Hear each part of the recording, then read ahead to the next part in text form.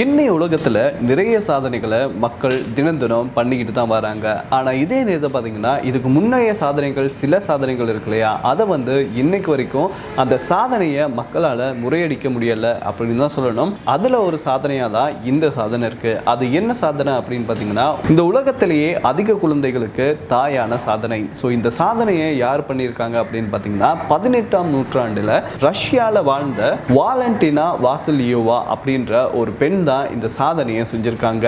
இவங்க சாதாரண விவசாய குடும்பத்தை சேர்ந்தவங்க அப்படின்னு சொல்றாங்க. இவங்க 1725ஆம் ஆண்டுல இருந்து 1765ஆம் ஆண்டு வரை, அதாவது 40 ஆண்டுகள்ல இவங்க 27 தரம் குழந்தைகளை பிரசவித்திருக்காங்க.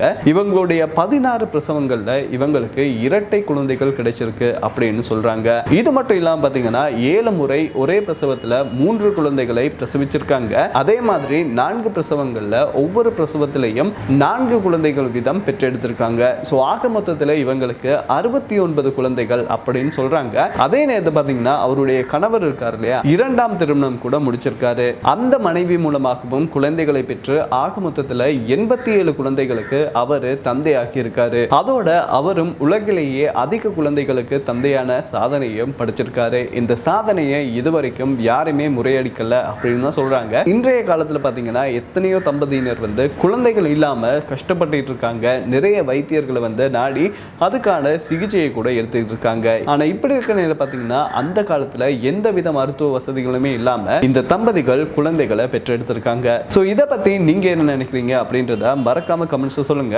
இன்னொரு வீடியோவில் சந்திக்கும் வரை உங்களிடமிருந்து விடைபெறும் நான் விஜே அருண், கேமராமேன் லிஷாரனுடன். நன்றி, வணக்கம்.